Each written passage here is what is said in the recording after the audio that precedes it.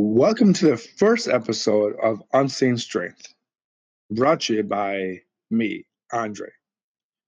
Some of you guys know me as CRAZYDRE Podcast Show. My other page as well on channel on YouTube. Today, folks, I'm going to focus on myself. I created this channel for people who have disability or people who do not have disability, and talk about embracing life in a full effect that doesn't revolve about sports. It can be about movies, it can be about politics, but mostly about people with disability. And I wanted to introduce myself properly. So my name is Andre. I was diagnosed with a stroke as a child. Most of the times people don't realize that strokes happen usually, especially with infants, during the child being born. Loses oxygen, creates problems. In my case, it created a mobile problem on my whole left side. As you can tell, I have a left hand that looks like I have cerebral palsy, but doctors kind of diagnosed that it's not cerebral palsy. Uh, and my whole left side is also in damage control, I would call it. My obviously my learning skills is also difficulty too. I have a great long-term memory. I have a kind of a bad short-term memory when it comes down to learning new knowledge.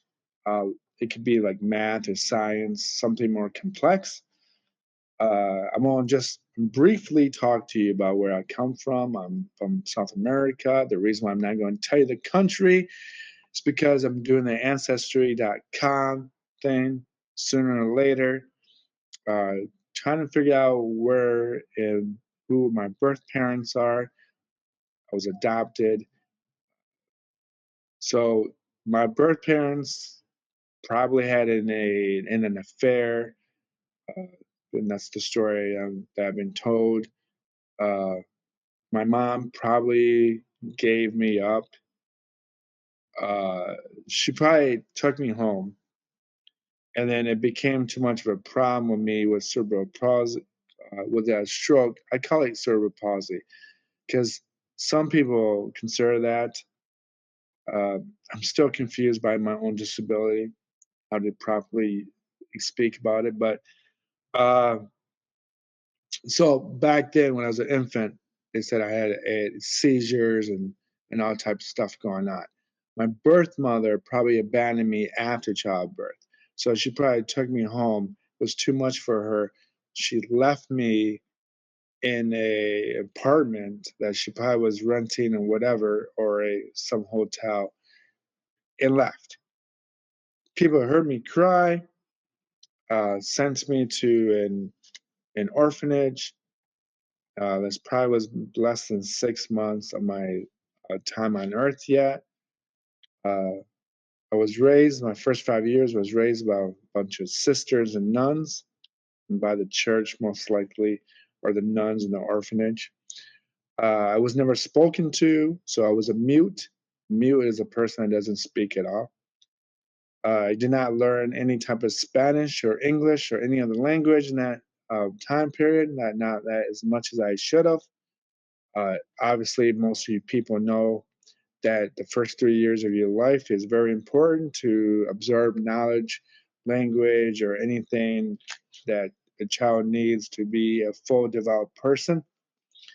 Uh, so the nuns or the sisters, treating me pretty horribly, I heard, by my adopted parents and other people that took care of me. I think a lot of it had to do with the fact that I was still pooping my pants at age 4.5, 5 years old.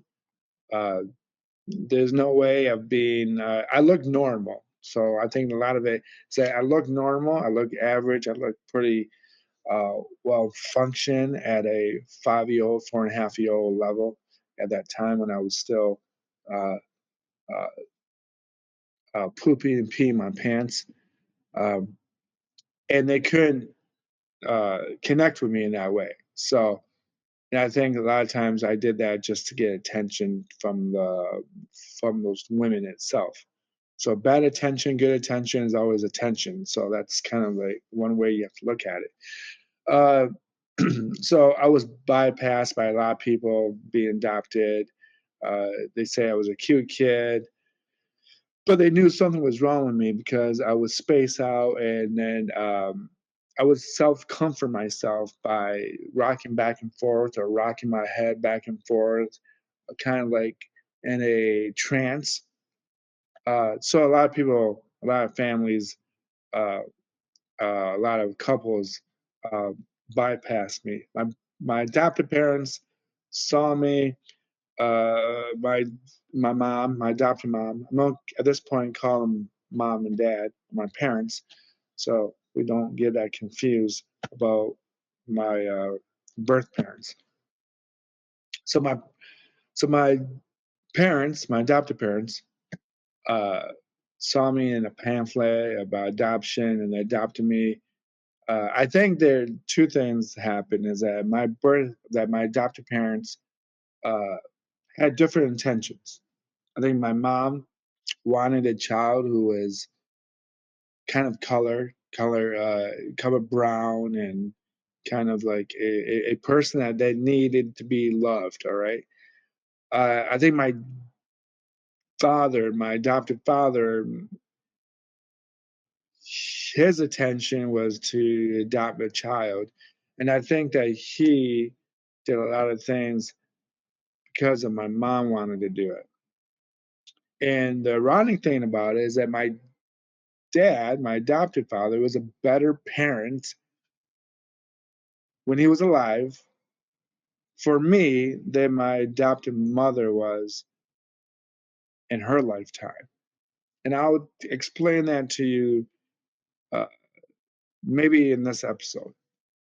But moving on, so going through school, had always had a learning disability. I was always mocked in school for my wobbling back and forth. Kids would mock me for the way I look, and girls would look. I get different looks from different girls. Some girls thought I was ill, sick, ugly. What's wrong with your left hand? And again, that age level is just boys got cooties and girls got cooties and all that type of stuff. So generally, boys and girls of the opposite sex don't really get along with each other at that time. But as you develop, as you go through school, I could tell it was different. Uh, I would. I didn't have a lot of friends, but I had a lot of acquaintances. I was always uh, friends with people as long as I was over there, not with them, but over there.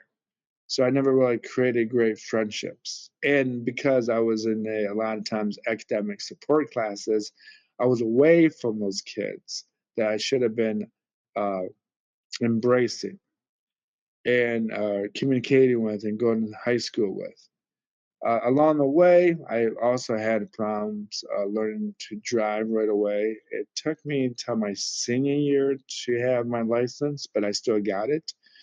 But still, dating was a very awkward thing.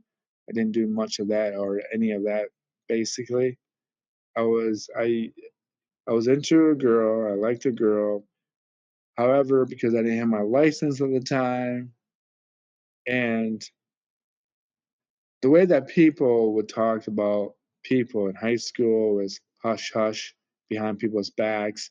If some boy likes a girl and a girl likes a boy, and that spectrum, people would talk about it, and then people would talk to that person that and say, "Well, she's really cute, and why is she like you?"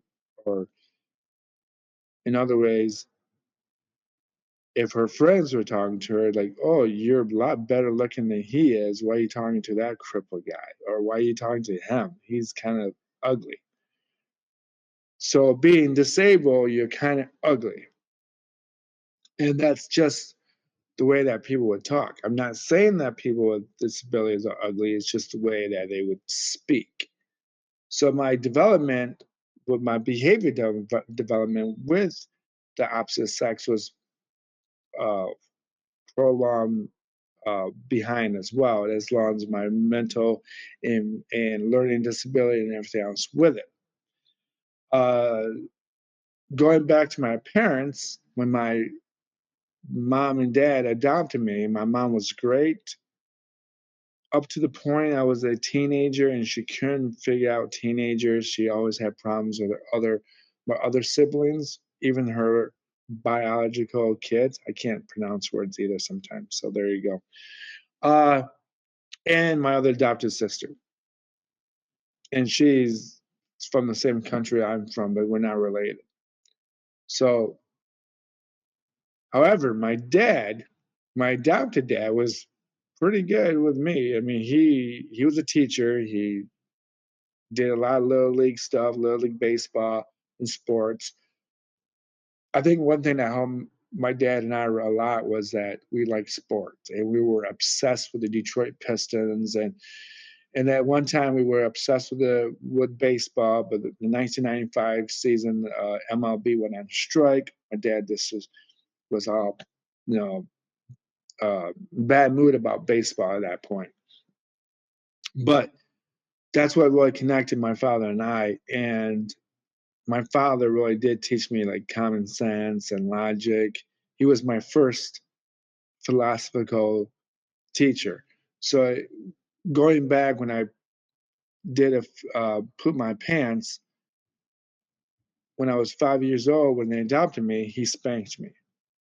But it was a good spanking where it was needed because he would tell me over and over again to not do that, and I would just still do it. When he'd spank me, from that point on, I knew go to the bathroom and go to the toilet, not in your pants. So that type of parenting was a little different than most people's parenting. Like I was still 5 years old and it was needed to do so. And my parents never beat me or spanked me for any other reason for that. Okay. So they would take things away, the Nintendo 64, the Nintendo, the Sega, the PlayStation. Uh, my father was great at teaching me why. Okay. Why would you do this? Why would you do that? Why?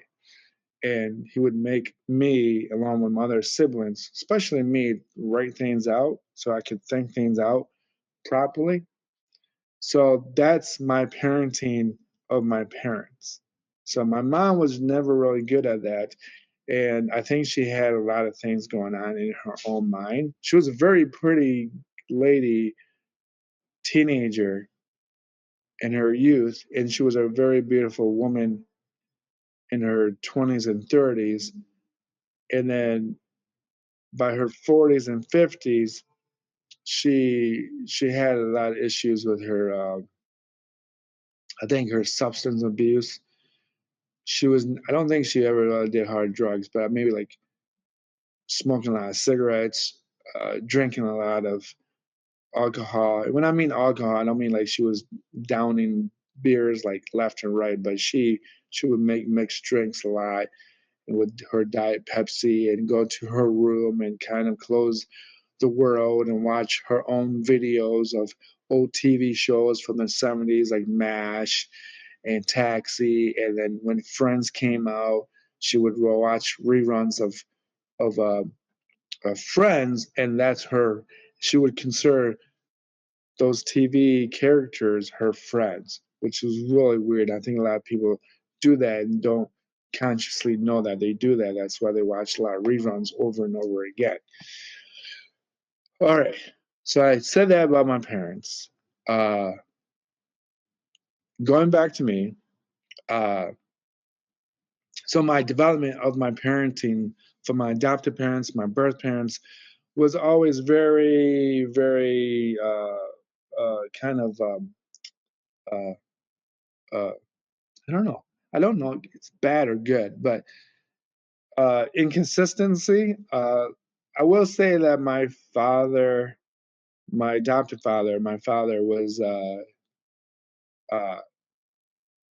very nice about things, and but then he was very um, he was the guy that was scared of life itself. Okay, so when his father died, and my dad was like 22, 21 years old, he would he he finished school, went into education, got married, had kids. My grandfather, his dad, was a guy that was he was in a situation where his birth father died. His mom remarried. My grandfather was he was emotionally abused by his step siblings, but my grandfather was very good at being adventurous. Taught, he learned how to fly a plane. Learn how to fly in helicopter. He traveled. He met the president. Well, he met the president of the United States, uh, uh, Gerald Ford of of Grand Rapids, Michigan, and Ann Arbor, Michigan. Uh, the 20, I don't know, the 26th president or something like that. I don't know, but he met that guy. So my grandfather was a really ambitious person. He wanted to venture things out. He wanted to do things. My father was not like that.